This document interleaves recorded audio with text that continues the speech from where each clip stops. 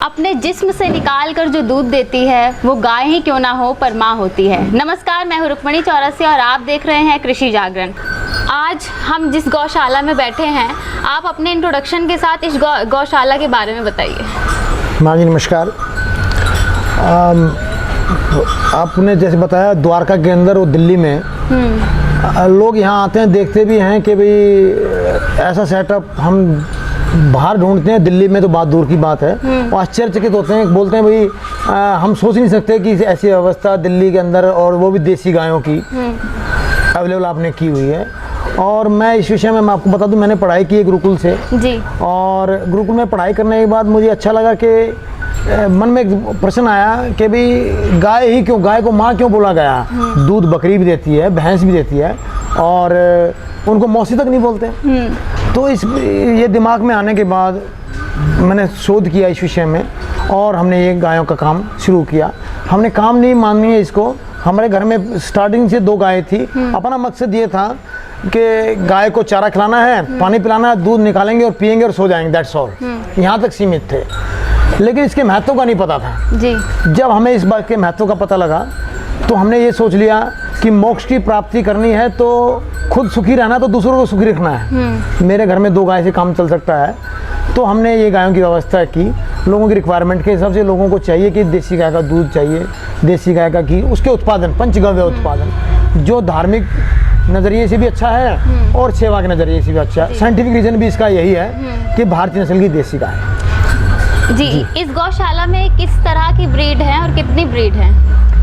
अपने पास अभी गोवंश लगभग 100 के लगभग हैं जी, और सभी भारतीय नस्ली देसी गाय हैं। हरियाणवी है उसके अंदर, और साहिवाल है, और गिर, जो गुजरात की गिर के जंगल। 3 नस्लें अपने पास अवेलेबल हैं। बच्चे भी हमारे पास सब भारतीय नस्ल के ही हैं, क्योंकि हम ब्रीडिंग जो करवाते हैं वो अपने ही नंदी से करवाते हैं। अपने पास 3 नंदी अवेलेबल हैं, तो अपन जो है वो सीमन वगैरह नहीं रखवाते हैं, और जो प्राकृतिक रूप है उसी से हम करवा रहे हैं। लगभग एक दिन में हर गाय कितना दूध दे देती है?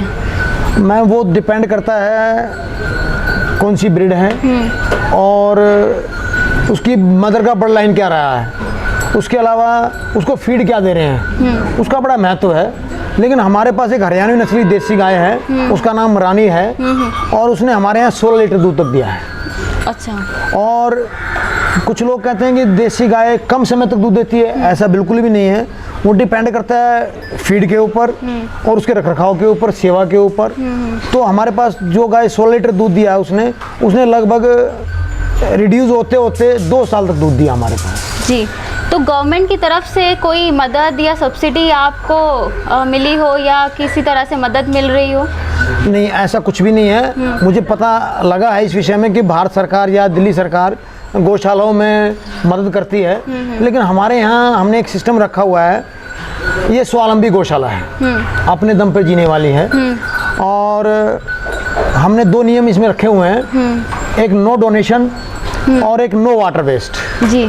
जितनी भी गायें हैं वो अपने दम पे यहाँ उनका लालन पालन हो रहा है, बल्कि हम उनको नहीं पाल रहे हैं, हमें पाल रही हैं। एक तरीके से ये आपकी गौशाला की यूनिकनेस है जी, ये खास बात है। एक आप देखेंगे जितना भी वहाँ होता है डेयरियों में, गौशालाओं में, डेयरी फार्म्स में, लोग 2 इंच का पाइप लेके सफाई क्लीनिंग कर रहे हैं, they are wasting water.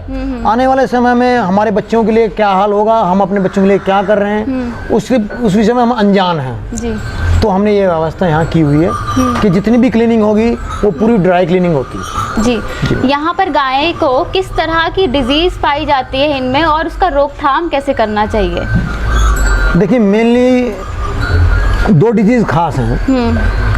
It is known as FMD, foot mouth disease. उसमें क्या होता है कि गाय खाना छोड़ देती है, उसके मुंह में छाले हो जाते हैं, इन्फेक्शन हो जाता है, एज वेल एज उसके पैरों में भी, पैरों में खुर फूल जाते हैं, खुरों में दर्द होता है, वो खड़ी नहीं हो पाती है। तो मेन बीमारी ये है। उसके अलावा क्या होता है, एक वार्मिंग। भगवान ने इनकी जो किडनी बनाई है वो घास फूस खाने के लिए बनाई है। हम इनको अन्न खिलाते हैं, गेहूं का दलिया पका के खिलाते हैं, चने का दलिया है, या कॉटन सीड बोलेंगे तो वो खिलाते हैं। उसके अलावा गुड़ प्रोवाइड करते हैं। तो उससे क्या होता है कि इनके पेट में कीड़े उत्पन्न हो जाते हैं, विमवार्म्स हो जाते हैं, एक वो बीमारी, 2 बीमारियां हैं। और इसको रोकने के लिए हम FMD के लिए तो हम करते हैं, हमारे पूर्वजों ने क्या किया था उस हिसाब से करते हैं। मछली पालन किया हुआ है हमने, मछली का टैंक का जो है वही पानी हमको पिलाते हैं रेगुलर 12 महीने। उसके अलावा एक गवर्नमेंट ऑफ इंडिया ने एक वैक्सीनेशन भी करती है, वो वैक्सीनेशन टाइम टू टाइम होती है, वो हम करवा लेते हैं। बहुत से जो दर्शक हमें देख रहे हैं उन्हें ये नहीं पता कि जो फिश फार्मिंग होती है जी, उससे जो आप पानी पिला रहे हैं उनको, उससे क्या मदद मिलती है जो एक वैक्सीनेशन में नहीं मिल पाती, इसके बारे में बताइए। देखिए एक साइंटिफिक रीजन भी है इसके पीछे। जैसे आपने देखा होगा किसी भी ह्यूमन बॉडी के अंदर विटामिन की कमी हो जाती है, आयरन की कमी हो जाती है, तो डॉक्टर उनको एक प्रिस्क्रिप्शन लिख के देता है कि भाई आप ये वाली दवाई खाइए। तो हमारे पूर्वजों ने या हमारे जो बुजुर्ग हैं घर में वो कहते हैं ये तो मछली के तेल की गोलियां हैं, उन्होंने बोला है ऐसे। हम बोलेंगे ये विटामिन की गोलियां हैं, पोषक तत्व की गोलियां, वो बोलेंगे नहीं ये विटामिन की नहीं, ये तो मछली के तेल की गोलियां हैं। तो वो बोलते हैं मछली के तेल की गोलियों से हम अपने विटामिन पूरे कर रहे हैं। तो हमने क्या किया, जैसे हमारे जीव जंतु जितने भी थे या हम ह्यूमन बॉडी भी थी, वो सब पानी पीते थे, नदी का बहता हुआ पानी, और नदियों में जो पानी होता था मछलियों का पानी होता, मछली उसमें उत्पन्न होती थी, या मिनरल्स आते थे बाहर से जो पहाड़ों से बह के आते थे वो होते हैं साथ में। तो हमने यहाँ टैंक के अंदर मछलियाँ रखी हुई हैं, उसका बड़ा महत्व है। उससे ये डिजीज जो हमने बताई FMD वो लगभग कंट्रोल हो जाती है, लगभग कंट्रोल रहती है। तो जैसे अब सर्दियाँ आ रही हैं, तो यहाँ पर जो जितनी भी गायें हैं तो इनकी सेवा और इनका पशुपालन कैसे किया जाएगा? देखिए हमने एक बड़ा शेड बना दिया है, और बना हुआ है, पहले एक और बढ़ा दिया है हमने। अभी हमने इसमें 2 लेयर दी है, शेड के अंदर 2 लेयर दी है। आपने देखा हुआ एक वुडन है, उसके ऊपर एक मेट्रो शीट डाल दी हमने, GI की शीट डाल दी, वो टेम्परेचर कंट्रोल करेगी। अब आप देखेंगे हम इसके अंदर इसी के गोबर से पीली मिट्टी लेंगे, चिकनी मिट्टी लेंगे और इनका गोबर लेंगे, वो गोबर से हम पूरे लिपाई करेंगे। It will maintain the temperature, atmosphere को मेंटेन करेगा, गर्मियों में ठंडा रखेगा और सर्दियों में गर्म रखेगा। उसके अलावा हम इनमें जो क्वांटिटी गुड़ की है, इट इज़ हॉट फीड, गर्म फीड है, गुड़ है। उसके अलावा हम इनको मस्टर्ड ऑयल के साथ साथ गुड़ है और एक बाजरा जो हमारे राजस्थान में ज़्यादा होता है, वो हम इनको फीड देंगे। उसके अलावा दाल आती है एक अरहर की दाल, उसकी चूरी खिलाएंगे, तो उससे वो गर्माहट रहेगी और सब गाय खुश रहेंगी। अभी हम आपकी गौशाला में घूम रहे थे तो हमने देखा कि यहाँ पर एक बड़ी सी कढ़ाई में गेहूं की दलिया थी। तो वैसे तो हम लोग यही सोचते हैं कि जितनी भी गायें हैं वो घास फूस ही खाते हैं, लेकिन अन्न भी आप खिलाते हैं, इसके पीछे का क्या रीज़न है? देखिए भारतवर्ष के अंदर ना हमारे इधर गेहूं ज़्यादा होता है। अपना दिल्ली, NCR, हरियाणा, राजस्थान, पंजाब, उत्तर प्रदेश मोस्टली गेहूं की खेती होती है। गेहूं हमारे यहाँ भरपूर मात्रा में होता है, हमें चीपर पड़ता है। उसके अलावा गेहूं, इनकी दूध की quantity, quality as well as taste, इसको बढ़ाने के लिए, क्योंकि बच्चे अब क्या होता है, गाय अगर घास फूस खाती है, जिस दिन वो गाजर के खेत में चली जाएगी उस दिन इसके दूध में गाजर की स्मेल आएगी। हाँ। जिस दिन गाय प्याज के खेत में चली गई, प्याज की स्मेल आएगी, नेचुरली बच्चे दूध नहीं पिएंगे। तो हमने इनके दूध को टेस्ट बढ़ाने के लिए और इनकी सेहत के लिए हमने वो व्यवस्था की। उसमें गेहूं का दलिया है, चने का दलिया है, उसके अलावा हम कॉटन सीड डालते हैं, उसके अंदर मस्टर्ड ऑयल डालते हैं। अपने एक बात की, लोहे की कढ़ाई में अपनी गौशाला के अंदर एक भी बाल्टी एल्युमिनियम की मिल्किंग के लिए यूज़ नहीं करते हैं जी। लोहे की कढ़ाई में का महत्व ये है कि जो गाय को हम जो फीड दे रहे हैं लोहे की कढ़ाई में पका के, तो लोहे की कढ़ाई में आयरन है, गाय के अंदर आयरन की कमी नहीं होगी, उसके दूध पीने वाले के अंदर कभी आयरन की कमी नहीं होगी। देखो कितने जुड़े हुए हैं उस एक लोहे की कढ़ाई से 3 लोग जुड़ गए हैं, बच्चे जुड़ गए हैं, गाय जुड़ गई, गाय के बच्चे जुड़ गए हैं और ह्यूमन बॉडी जुड़ गई है। तो इसलिए उसमें लोहे की कढ़ाई में पका के खिलाते हैं जी। जो यहाँ का मैन्योर होता है ये अपने गौशाला का, तो और जो वेस्ट मटेरियल होता है तो उसको आप कैसे इस्तेमाल करते हैं? रुक्मणी जी, आपने बहुत अच्छी बात पूछी है इस बारे में। गाय जब गोबर करती है उसके अंदर जो ऑक्सीजन होती है, इट इज़ 36% ऑक्सीजन जी। देसी गाय के गोबर की बात कर रहा हूँ मैं। उसके बाद जब हम उसको उपले बना देते हैं, कंडे बना देते हैं, उसके अंदर 29% ऑक्सीजन है। जब हमने उसको जला दिया, जलने के बाद उसके अंदर 36% ऑक्सीजन रहेगी। अब हम उसको क्या करते हैं, गाय ने गोबर किया, उसको यूटिलाइज किया हमने ईंधन के रूप में। ईंधन हमने खाना बनाया, घर में यूज़ किया, खाना बन गया। उसके बाद वो जो भस्म बची या पहले जो मैन्योर बच गया खाना बनाने के बाद भी, हमने उसको खाद बना दिया। उसके बाद हमने एक सेटअप किया हुआ, मैं आपको दिखाता हूँ, हवन संविदा। हवन यूज़ करने के लिए लकड़ियाँ यूज़ करते हैं। हाँ। लकड़ी यूज़ करेंगे तो हम पेड़ काटते हैं। वो एटमॉस्फेयर के लिए या अपना इसके लिए वायु के लिए जो खराबी हो रही है, दिन पर दिन प्रदूषण बढ़ता जा रहा है, पेड़ कटते जा रहे हैं, तो उसकी रोकथाम हो जाएगी। पेड़ नहीं कटेंगे। हवन के लिए हमने लकड़ी गाय के गोबर से बना दी है।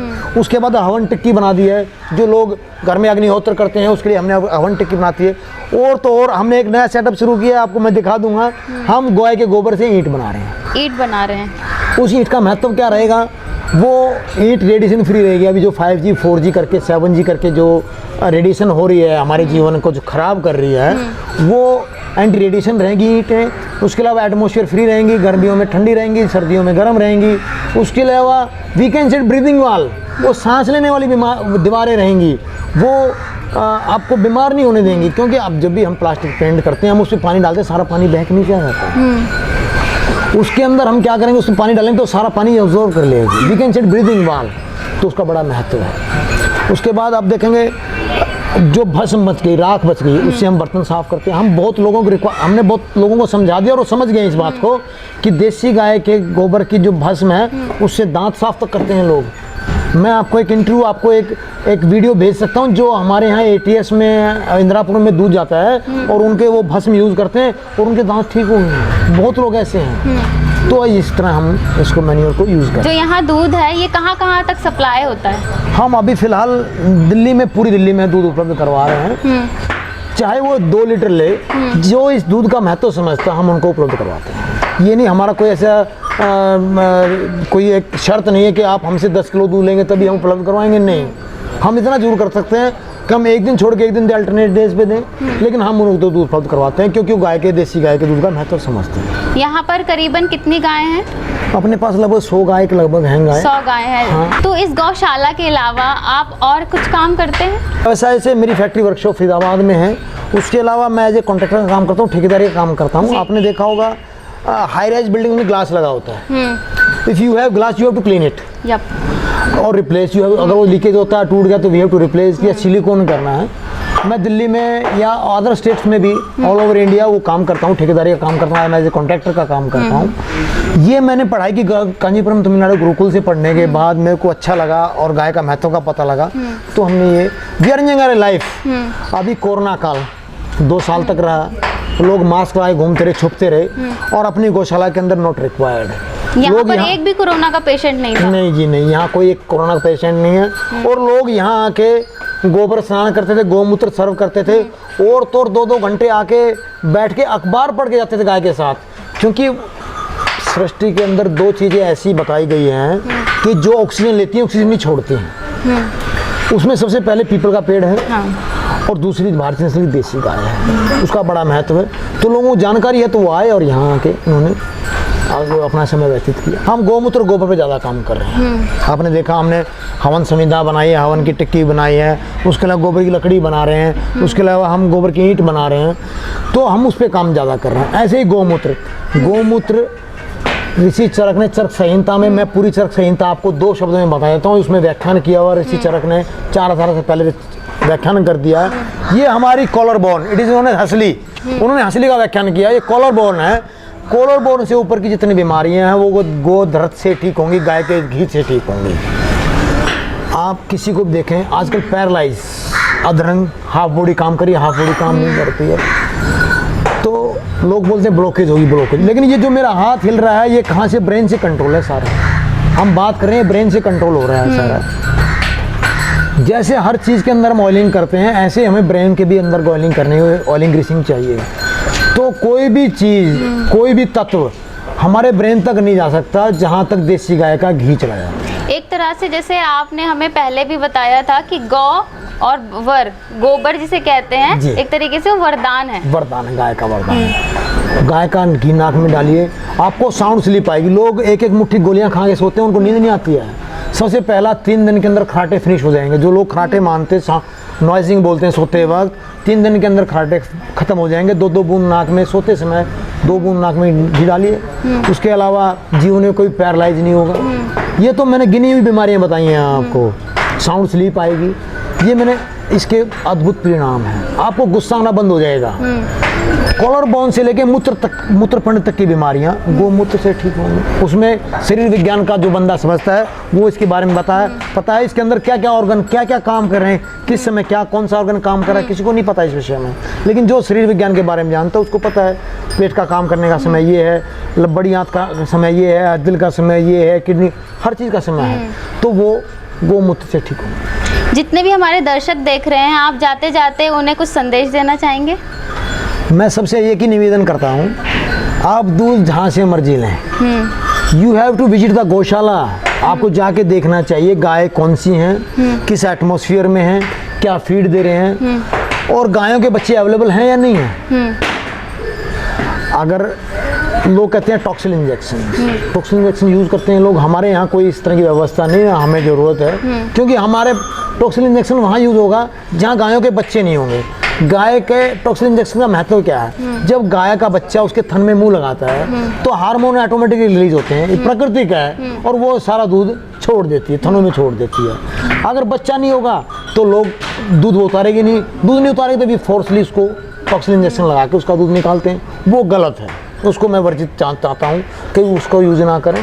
और जितना भी हो सके जो लोग देसी गाय के संपर्क में आएंगे वो डॉक्टर से दूर रहेंगे। जो देसी गाय से दूर जाएंगे वो डॉक्टर के पास ज़्यादा जाएंगे, नेचुरल सी बात है। जी प्रवीण जी, आपसे मिलकर बहुत अच्छा लगा और कृषि जागरण से जुड़ने के लिए आपका तहे दिल से शुक्रिया। धन्यवाद मैम। तो दोस्तों, जिस तरह से देखा आपने कि प्रवीण गौड़ जी ने किस तरह से हमें गौशाला और उसके पशुपालन को लेकर हर एक जानकारी दी, इसी तरह कृषि जागरण आपके लिए जानकारी लेता आएगा। बने रहिए कृषि जागरण के साथ। नमस्कार।